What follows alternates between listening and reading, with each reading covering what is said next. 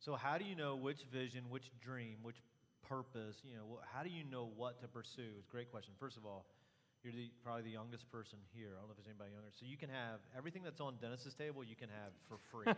Absolutely. Absolutely. Absolutely. Go back and take it. Yeah. I absolutely am. I don't know. These are big givers, and I'm always amazed. It's very hard to do that. Are you going to answer a question? Yeah. Sorry. Not to put you on the spot. Yeah, really. Thank you very much. I think that dream never goes away, and it just continues to grow and grow and grow.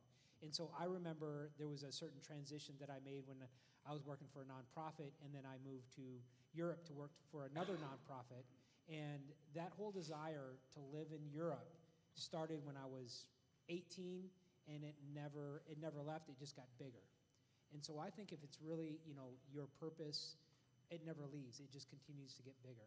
And I think you need to come to a point where it's like so big and so huge inside of you is that it's almost like a mandate. It's like, I have to do this. And so just allow it to get that. I would never say I'm only 14, so don't ever say that. There's too many young people who are like waiting for their life to begin at a certain age, but nobody really knows when that age is. It sort of used to be 18, and then for a while it was 21, and now it's maybe 30. But I mean people living in their 40s and 50s that are still trying to figure out what they want to do with their lives. And I think if you took a poll around this room, if we were being honest, a lot of people feel like they're still figuring that out. Now, is that a good thing? I don't know. I think that we live in a culture of comfort, and so we just kind of take the path of least resistance. So most people don't know what they want to do with their lives, by the way. But I think the secret to finding your dream, to finding what I think is just sort of like a theme, as Dennis was saying, that just keeps showing up in your life.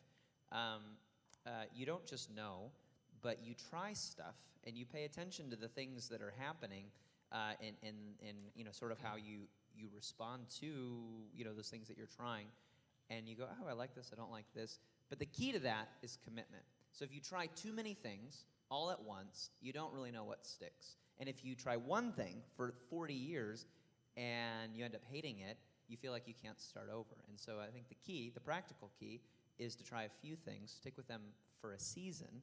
And a season, I would say, is a minimum of 6 months, sometimes a few years, and then try something else. And basically what you're doing, and the gift of being young, is you sort of get to try these different internships out. They don't have to really be internships, but these series of potential things that you're doing to figure out what you really want to do.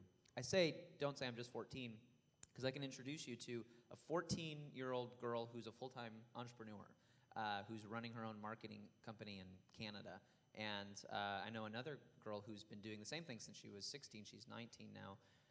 So the only thing that's going to hold you back from finding that dream is maybe the fear of failure, and then the sense that you have to be a certain age to contribute something.